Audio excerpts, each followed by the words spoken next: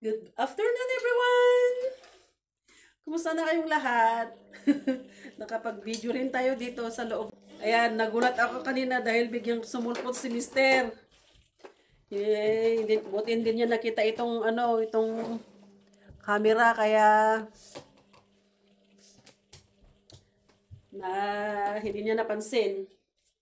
Hindi niya sinabi na bakit daw ako gagawa na naman ng video dito. Masyadong mahangin ngayon. Iba ang weather ngayon. Masyadong mahangin. Rarating lang namin ni little boy galing sa school. Kasi nag-school na siya today. Yan ang ganda. Yung mga pang summer dyan, nilabas na. Nilabas na yung mga pang summer. Kasi malapit na ang summer dito, guys. Pero dito banda sa north, lagi pa din umuulan. Kaya dyan sa labas, umuulan pa din. Mahangin pero maulan. Kaya takam na takam yung mga tao dito ng araw.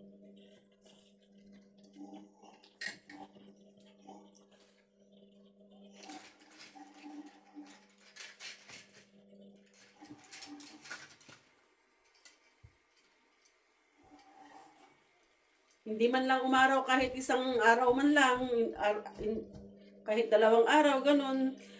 Iinit siya, isang oras, tapos mamaya uulan. Ganun ang style niya dito. Hindi yung parang sa Pilipinas na maaraw talaga. Hindi.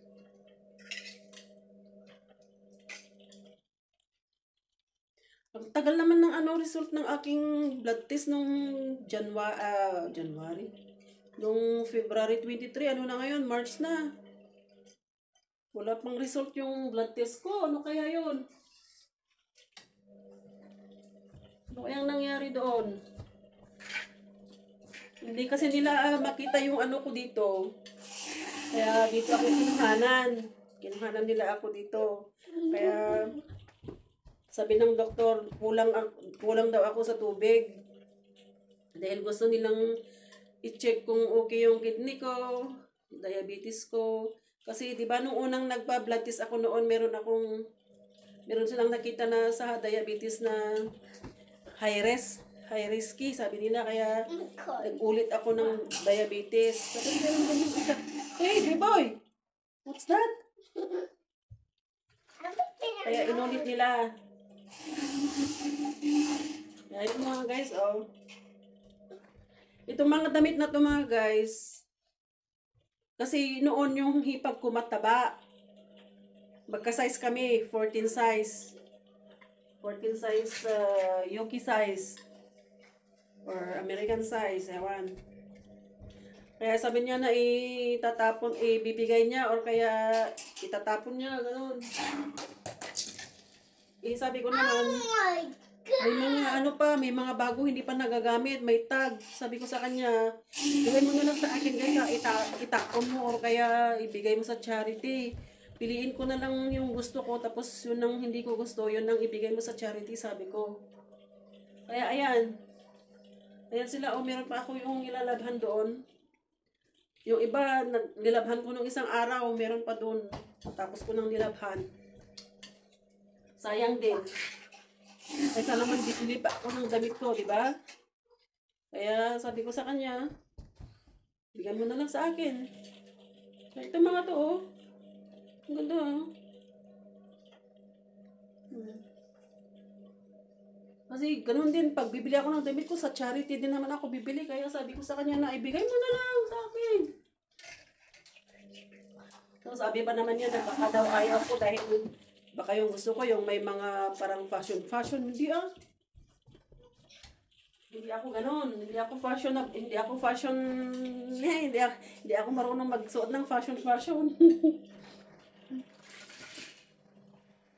Ako pag yung naisuot ko, basta komportable ako, okay na ako. Oh, ayan o, di ba ang ganda? Pagkasya lang sa akin, sinukat ko sila kahapon. Hmm. Tapos meron din silang mga blouse, pero yung mga ganito, oh, yung mahabang ano.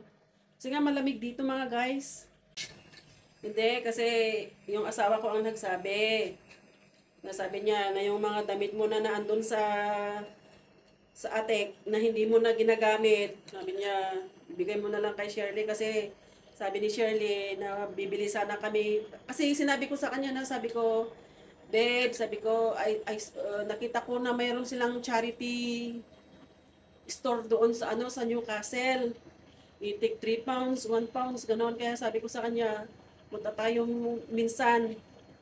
Tapos sinabi ng asawa ko dahil naandun lang sila sa taas na ano, hindi naman nakalagay sa plastic bag. Yung parang kumbaga yung nagmumold na siya, yung nagbubuot na ba. Kaya sinabihan ng asawa ko ng gano'n. Eh, sabi niya na kung gusto niya, piliin niya kung ano yung gusto niya at hindi niya gusto ibigay ko doon sa ano, charity, sabi niya. Kaya ibinaba niya nung isang araw.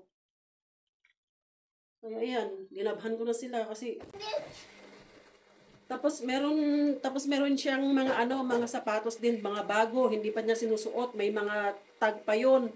Dito niya inilagay dati, oh, dito sa may ano. Diyan siya nakalagay dati. Tapos nakita ko na inilabas niya. Ito yung iba na mga damit na hindi ko ayaw ko kasi pang rampage, parang pupunta ka ng bar, ganyan. Tsaka pupunta ka sa restaurant. Hindi naman ako mahilig magdamit ng mga ganun. Yung pang party ba? Hindi ko alam kung saan niya binigay ang mga yun. Ang gaganda pa naman, mga bago. Pero okay lang. Basta binigay niya sa akin yung mga damit niya. You will eat all that? Yeah. Are you sure? Yeah. My God. Ang laki-laki ng ano eh. Ayun, nagsundo na yung asawa ko kay Iris. Sinundo niya kasi labasan na naman, oh. 3:14 na